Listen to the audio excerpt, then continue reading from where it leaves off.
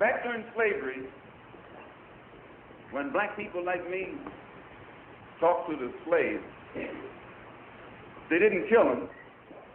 They'd send some old house Negro along behind him to undo what he said.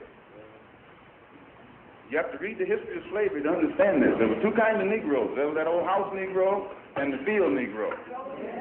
And the house Negro always looked out for his master. When the field Negroes got too much out of line, he held them back in check. He put them back on the plantation. The house Negro could afford to do that because he lived better than the field Negro. He ate better, he dressed better, and he lived in a better house. He lived right up next to his master in the attic or the basement. He ate the same food his master ate and wore his same clothes. And he could talk just like his master. Good diction. And he loved his master more than his master loved himself. That's why he didn't want his master hurt. If the master got sick, he'd say, "What's the matter, boss? We sick?"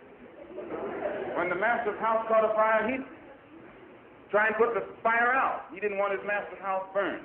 He never wanted his master's property threatened.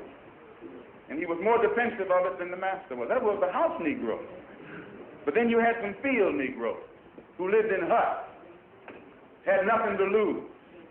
They wore the worst kind of clothes, they ate the worst food, and they caught hell. They felt the sting of the lash.